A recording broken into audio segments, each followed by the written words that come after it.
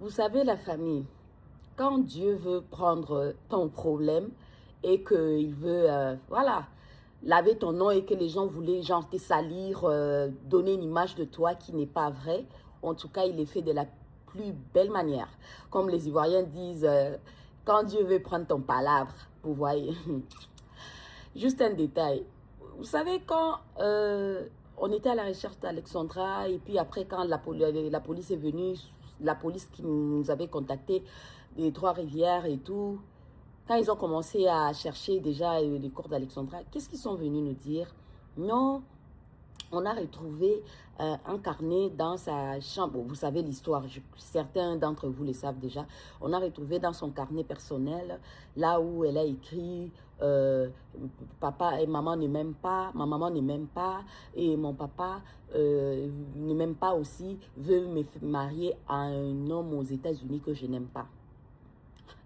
Déjà, premièrement, quand l'équipe nous a dit ça, quand la police des Trois-Rivières nous a dit ça, on leur a dit tout de suite que ce message-là, si vous avez vraiment trouvé ça dans le truc d'Alexandra, alors ce n'est pas d'elle.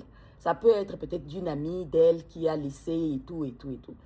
Vous voyez, donc Dieu a fait en sorte qu'ils aillent mentir sur quelque chose que ma famille, mes proches ou le monde, je peux dire tout le monde qui me connaissait, savait très bien que je vivais pour ma fille.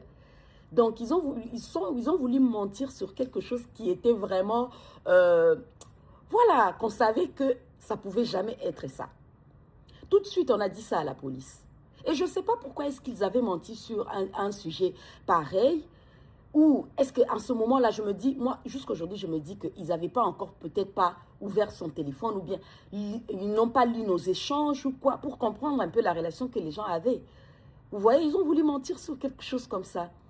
Et arrivé. Et là aussi, en ce moment-là, ils ne savaient pas que nous, on allait venir au Canada. C'est ça. Parce que quand je dis à la policière, là, à la dernière minute, là, que je suis en train de venir au Canada, ah bon, vous venez ici au Canada, vous quittez le Congo pour venir ici au Canada, et vous allez me voir, vous allez me rencontrer. Je dis, mais bien sûr, puisque je viens pour les dossiers de mon enfant. Comment est-ce que je ne vais pas vous rencontrer? Je viens vous rencontrer justement pour qu'on en parle.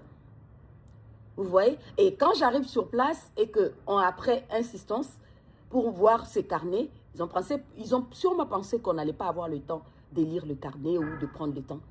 Mais quand on lit le carnet, on regarde le carnet, il n'y avait pas ces passages. Vous? Et quand on demande, mais vous avez dit qu'il y avait ces passages. Où est ces passages qu'elle avait dit que sa maman ne l'aimait pas et que son papa a voulu l'épouser à un homme aux États-Unis? Il n'y avait pas ces passages. La réponse était, on n'était même pas obligé de vous donner, on n'est même pas obligé de tout vous parler, mais on le fait juste. Oh. Non, quand Dieu veut laver ton problème, veut prendre ton problème en main, il le fait de la plus belle manière. Il le fait de la plus belle manière. Donc, ils ont choisi un côté qui était totalement faux, et c'est sur ça qu'ils ont voulu mettre un grain de sel. Et ils n'avaient aucune idée qu'on allait quitter le Congo pour venir au Canada. Vous savez, il y a juste des petits... En fait, ça m'est juste venu comme ça en tête. Hein. Il y a des détails comme ça que je dis, Seigneur, tu es grand. Mon Dieu est grand, il est très bon. Bah, portez-vous bien. Merci.